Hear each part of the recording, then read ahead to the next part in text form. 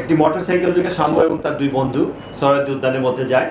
সরোয়ার্দী উদ্যানের মধ্যে গেলে সরোয়ার্দী উদ্যানের মধ্যে মূলত মাদক ব্যবসার একটা চক্র আছে। এই চক্রটা একটা চক্র মেহেদি, যে ইতোমধ্যে গ্রেপ্তার আছে এবং যার দেখানো মতে আমরা সুইচ গিয়ার উদ্ধার করেছি। তা মেহেদির গ্রুপেরই একজন রাব্বির হাতে একটা ট্রেজার গান ছিল। ট্রেজার গান যেটা ইলেকট্রিক শক, সেই ইলেকট্রিক শকের ট্রেজার গানটা যখন শো করলে পরে তখন সেই ট্রেজার গানটা দেখে এই শাম্য সেই ট্রেজার গানটা কি এটা জানতে চাওয়ার একটা পর্যায়ে তাদের ভিতরে যখন ধস্তাধস্তি হয়, ধস্তাধস্তির একটা পর্যায়ে ওই মাদক ব্যবসায়ীর অন্য যারা আছে তারা ঘটনাস্থলে আসে এবং তাদের ভিতরে ধাওয়া পাল্টা দেওয়া এবং ধস্তাধস্তির একটা পর্যায়ে এই হত্যাকাণ্ডটা ঘটে। তাই হত্যাকাণ্ডে আমরা এখন পর্যন্ত আমাদের কাছে যেটা আসছে যে ওই তাদের ভিতরেরই একজন সদস্য রাব্বি, যার নাম এসেছে 164 যে কবুতর রাব্বি তাৎক্ষণিকভাবে তাকে ছুরিকাঘাত করে।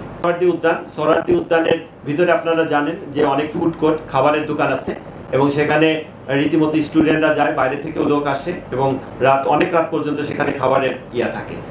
তারই ধারাবাহিকতায় আমরা আপাতত যতটুকু পেয়েছি তাতে শাম্য এবং তার দুই সহপাঠী ভিতরে তারা খাবারের জন্য যায়।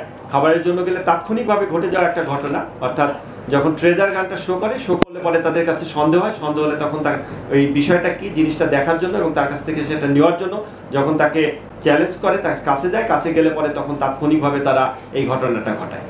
বাকিরা তো এখানে মারামারি হয়েছে, মারামারির একটা পর্যায়ে সেখানে আরো অনেকেই আহত আছে। যেমন প্রথম অবস্থায় যে 3 জন আমাদের কাছে আসে, 3 জনের ভিতরে তামিম নামে একজন, তার মাথায় ইটের বাড়ি দেওয়া আছে। তারপর সম্রাট নামে একজন, তার বাম সাইডের পায়ে চাকুর আঘাত আছে এবং আরেকজনের চোখে আঘাত আছে। পলাশ নামে আরেকজন, তার চোখে আঘাত আছে। মারামারি মোটামুটি যেখানে ওখানে ছিল তখন ধস্তাধস্তির এক পর্যায়ে অনেকেই আহত হয়। ঘটনার প্রেক্ষিতে হত্যাকাণ্ড আপাতত আমাদের তদন্তে এই পর্যায়ে পর্যন্ত আছে। তাই এই নেপথ্যে আরো কোনো ঘটনা আছে কিনা, অন্য কোনো বিষয় আছে কিনা সেটা নিবিড়ভাবে দেখা হচ্ছে।